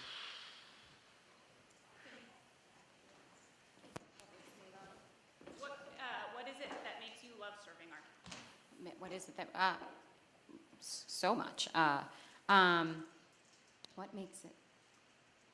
I generally, right now, have worked mainly with kids in our town. And although interacting with their parents is just as enjoyable as interacting with the kids, I really enjoy being able to help people to make it easy on them to get to whatever activities they need to get to, and include everyone as much as I possibly can.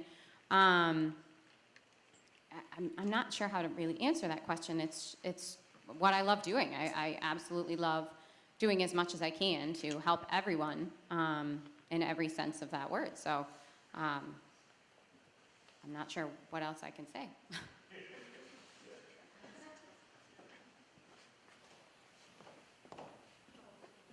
I'm stepping in to ask a question because Poor Cece hasn't had a chance to eat and she's shaking, and Sean would never forgive me if she collapsed on stage. So, it would, but we don't want to be on YouTube. So this question is actually for Amy, although I think that we could probably put a bit of a Carol twist on it as well, in a sense. So it says, having a non-state town job currently, what makes you qualified to, for the town clerk's job in particular? So I thought okay. My qualifications, I currently in the position that I have, it's a constantly learning environment.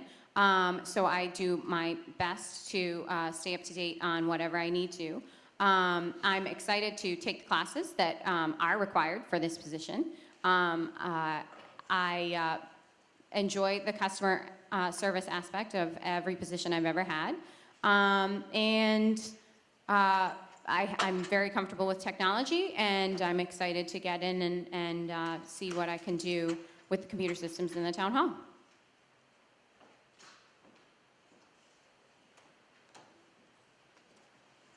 That doesn't really apply to you since you're already here.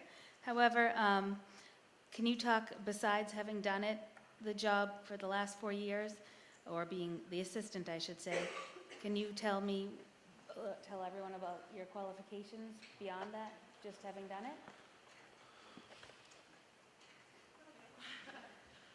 I have my qualifications are that I have already taken many classes through the Mass Talent Clerks Association, and I have had personal training. When the last town clerk was elected, one of the first things that was done was the Secretary of State's office was brought in, and the Attorney General's office was brought in to make sure that we had everything that we needed to know. And the previous town clerk made sure that every single thing that he was trained in, I was also trained in, because as the assistant, one of the things with Mass General Law is if the town clerk should resign, the assistant town clerk becomes the interim town clerk. I've been made fully prepared and trained and able to step directly into the position with no hesitation.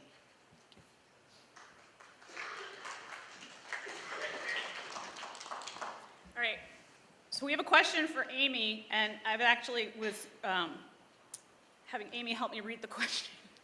So we're having a little trouble reading it, but we figure we want it. It looks like a good question, we think. I'm going to take a stab at it. The handwriting is beautiful and yet illegible. So you are involved in several sport activities in town. What, if any, charitable, beneficial to the town are you involved in? So I think that's a fair game. Whatever you want to talk about for 1 minute, you can talk about for 1 minute. Okay. Currently I'm on the, I've been the service unit treasurer for Girl Scouts for 2 years.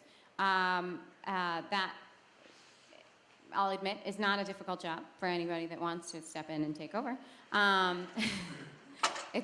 For Girl Scouts, it's a relatively easy job. This year I started as the treasurer for Norfolk Girls Softball, and that is a much more difficult job. It definitely has its learning curve, and I already know, looking at Mr. Kern, that I will be doing it next year because this is my learning year. As far as other things I've done for the town, this past year, just in March, I organized the International Day for Girl Scouts. This took place here. Both my troops participated, which was a little bit of a juggling act on my part. Not the best logistically for me to have 2 troops and organizing the event, but. Thank you. All right, the next 3 are for Ms. Lehan. So, Ms. Green, you can be seated. And in no particular order, I'll go with the neatest handwriting first. As a resident of, it's tiny. It's like typewriting handwriting. As a resident of Norfolk, why would I vote for you when we have someone there that has been doing the job for years? I'm worried that the town is going to suffer from your learning curve. What makes you the better candidate? When I went into this, it was never really a me versus Carol. So I am trying to steer clear of that. This is about me. This was about timing for me. I had thought about it actually for several years. I decided a year ago that I would run. And my goal is, just like it is, I think, for everyone, is for me. I think I'm a very good candidate for this job. I think that I am intelligent and I can learn things relatively quickly, so I would hope that there wouldn't be too much of a hiccup in the town clerk's office.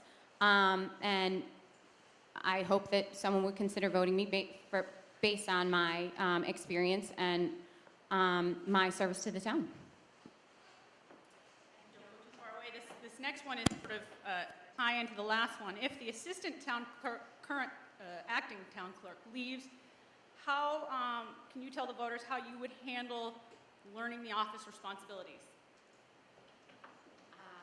There are obviously there are classes that I would have to take in order to come up to speed for the town clerk's office. Again, I'm not sure that it's a bad thing to have a fresh look at an office environment and go try and figure it out from a fresh perspective. Again, my understanding is there's a 2-week overlap period, so I would hope to learn as much as I could in that 2-week period. And again, just I'm pretty good on my feet, so I would hope that I would be able to adjust and control it. Last one. And I've been asked this question, so it's familiar to me. But what, in your opinion, if anything, are the ramifications of having several members of the same family hold key positions in a small town? Like I said, I have been asked this question. What, if any, ramifications? Well, I think that probably would be more relevant if I was running for selectman, but I'm not. As the town clerk, you have a job. It is a job, and you do your job. And I don't really see how anything that my parents have done or are doing for the town really has any weight on the town clerk's office. I don't see any ramifications in this particular instance. Again, if I was running for town clerk, that would be, or if I was running for selectman, that would be different. That would be more interesting. That would be pretty cool. That was it for the questions for town clerk. Thank you very much, both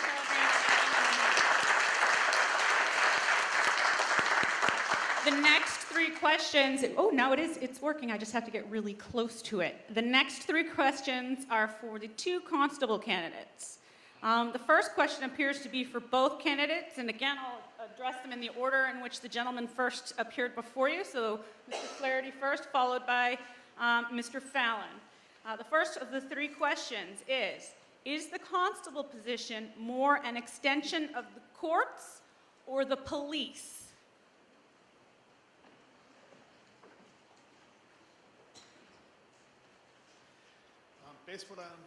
Based on what I've learned from this past year, it's more an extension of the courts than the police. While constables do have limited police powers in the state of Massachusetts, it is primarily a position that would be an extension of the courts. Mr. Fallon? Get right in there and right as close.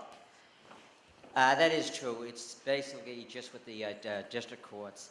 But the truth of the matter is, you do have really police powers.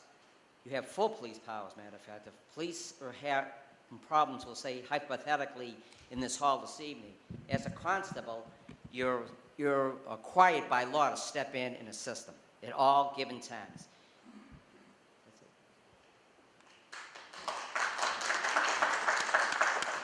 Thank you very much. Next one we'll also do for both candidates, but this time we'll start with Mr. Fallon. Can you explain to the audience the difference between, actually, no, scratch that. I'll have Mr. Flaherty go first. It says for Mr. Flaherty, so I'll have Mr. Flaherty go first. Explain the difference between a probate and a district court. What's the difference between the probate and district court for $500? Okay, this is one of those situations where I know there's differences. Unfortunately, I'm still in the process of learning. And so unfortunately, for this question, I could not even remotely tell you because I don't know. That's just me being honest. We appreciate honesty from everybody and also quick answers. Mr. Fallon, can you please explain to people, knowing that I practice in the probate and family court, I would like to know how you define the differences between district and probate court. Certainly will, Counsel. The difference is, in a district court, it goes up to $7,500, and that warrant is basically only on, hypothetically, owing money, repossessing, or an eviction. Probate is the most serious part of all. When you get a probate, like Counsel said, she does this for a living. It's a warrant. That means you have to arrest. You take that person before the courts, and they are locked up until they pay whatever they owe to their spouse, and sometimes, in a lot of cases, it can be modified. It's not as bad as people really think it is. Thank you. I just want to, I'm consulting town council here, not our town council, but somebody's town council. We're not sure if questions mean or helpful, and it's kind of coded, and we don't want to be mean.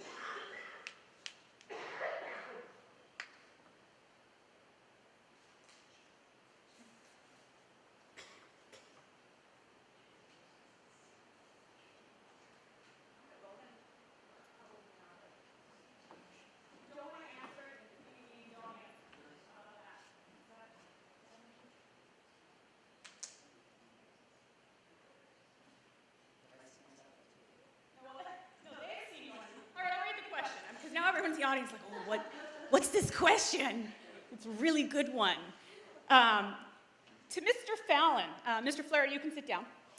I have seen you on TV. I have. The person who wrote the card has. And what is a C-4? I don't know who wrote that, but it's called a C4. A C4 is when you go into another district. I did see, when I was on TV April 3rd. A C4 is, hypothetically, if I was a constable for this town and you called me up and you said, Dan, where can I go? I want to get a fellow in Franklin. What I do is I would get my C4, which I have, which a lot of constables don't know how to do and don't know where to go for even.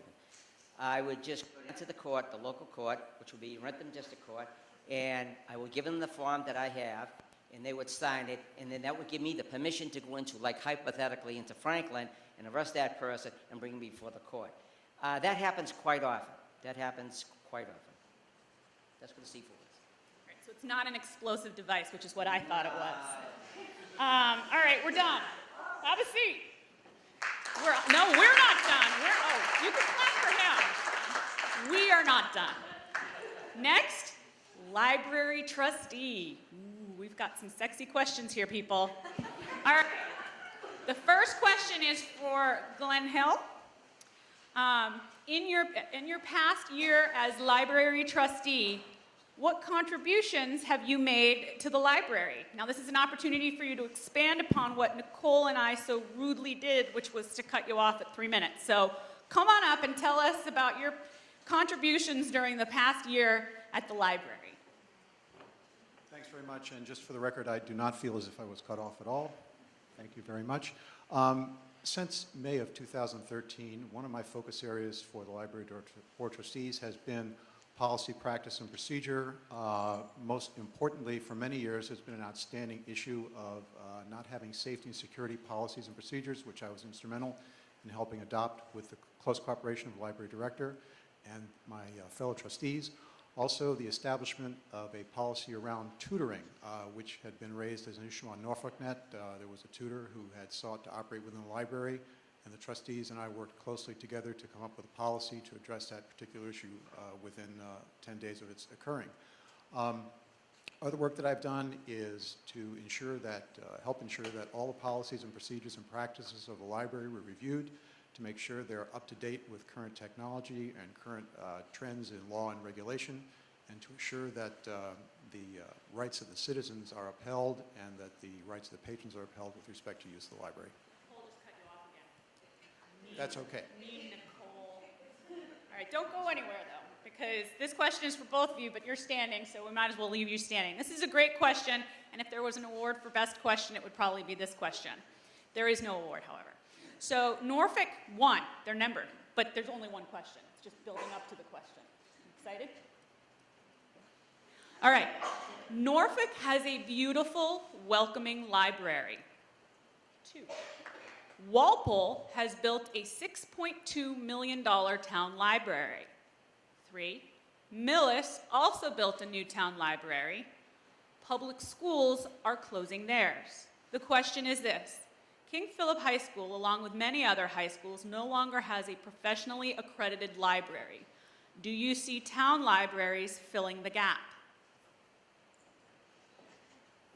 That's a great question, a very timely one. The educational environment is changing very quickly.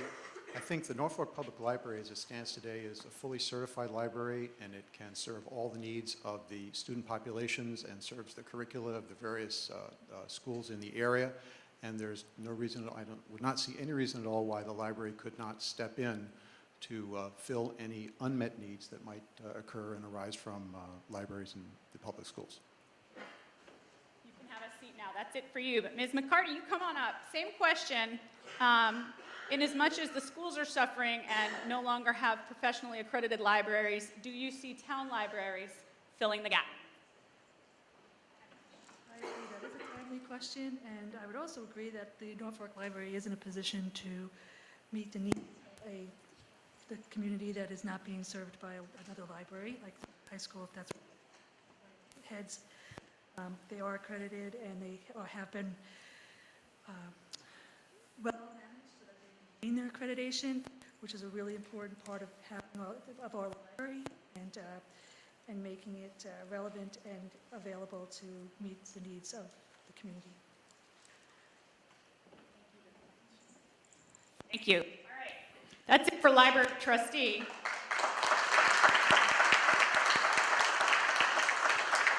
The last trio on the hot seat will be the school committee candidates. I'm going to ask all 3 gentlemen to come on up and stand here, because this is one card with 3 questions on it for each of you. So I'm not going to pronounce Mike's last name again. I'm just going to have everybody come up, introduce themselves, and answer the questions going this way and then going that way, and however way you guys want to work it out. So you guys can fight amongst yourself about who's going to answer what question first. Here's the first question. What is your personal and professional feeling and about the need for the Common Core? Okay.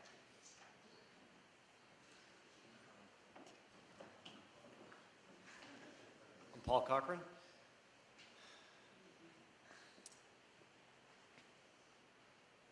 I think that I would have to learn more about it in order to answer the question appropriately. Thank you. As with Paul, I think in terms of the specifics, I'd need to learn more. In general, I have an idea what the Common Core is.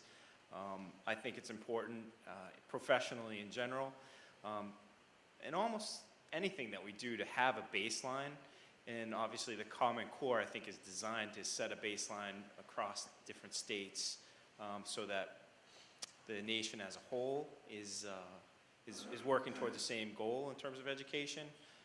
In terms of a specific community and what that means, that's where I'd have to learn a little bit, but thank you.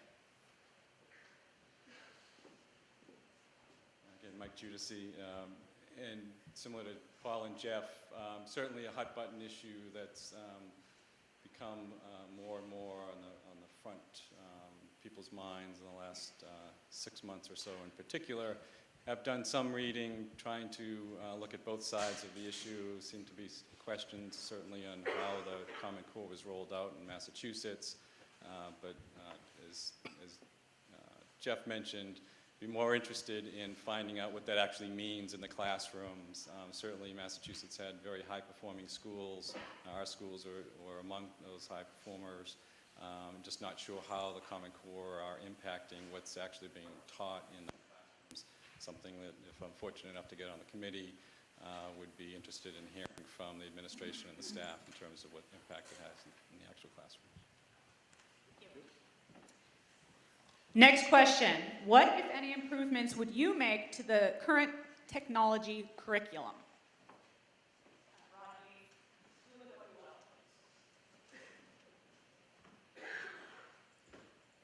I would, first of all, get the opinions and advice from those within the schools, those that are making the recommendations to make change, and work with them as well as the rest of the school committee to come up with the best decisions and financing possible.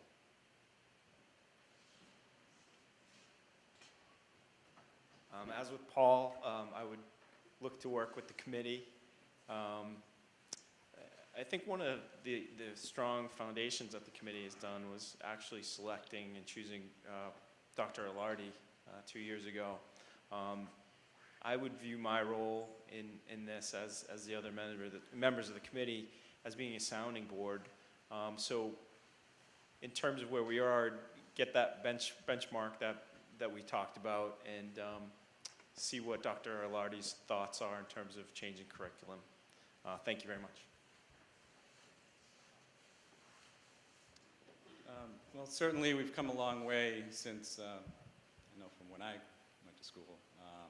And as I indicated earlier, one of the focuses of the school building committee was to bring as much technology into the new school as possible. Every classroom was outfitted with smart boards. We had iPads and laptops purchased as part of the project. And obviously not a curriculum expert, and I won't pretend to be one, but I'm sure that the technology is being used appropriately in each of the classrooms at an age-appropriate level. I know they did hire a new technology director that I'm sure is guiding that curriculum, and to the extent that the committee has input to say on that, certainly participate in that effort as well. All right, there's one last question that I'll ask of each of you, but before I do it, I'm going to do a shameless plug because Jennifer's too kind and she wouldn't do a shameless plug. She opined to me sotto voce that this would be a perfect time to mention that NCL just voted to donate iPads to each of the kindergarten and first grade classes to the tune of $5,200, which is flipping amazing. So,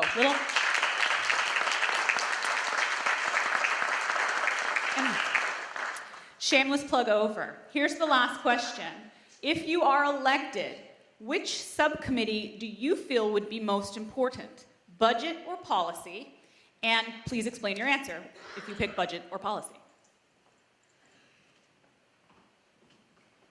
Well, given my background in finance, naturally I would say budget, but I don't think you can do well without the other.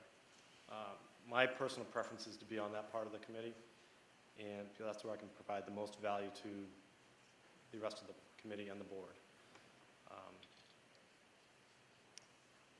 I think I couldn't say one is more important than the other because they both depend and rely on each other heavily.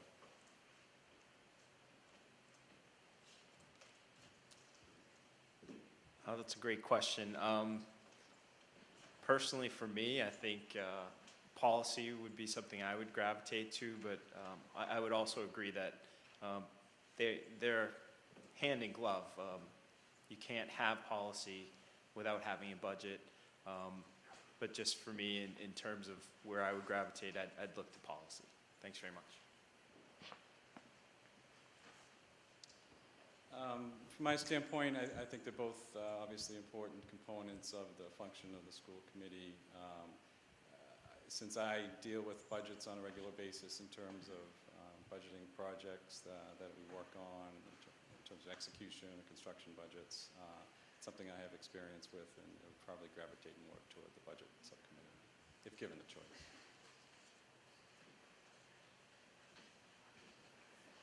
Okay, thank you. That's all that we have for the school committee nominees.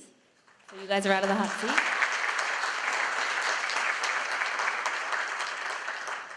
And we don't have any questions for the recreation committee positions. So that actually ends the formal portion of the evening. I wanted to thank everyone for coming out tonight, taking time out of your busy schedules for this important event. I wanted to thank all the candidates for their attendance. It takes a lot of courage and big time commitment out of your own lives to do this for the community, so we thank you. Also wanted to thank the middle school for hosting, and a special thank you to Norfolk Community Television for filming this event. And I want you to all, if you would like, please, you can chat with the candidates further in the cafeteria, which as you leave this auditorium, it's down the hall on the left for some light snacks and refreshments. And you can chat with your candidates and your fellow townsfolk. So thank you all for coming, and have a wonderful night.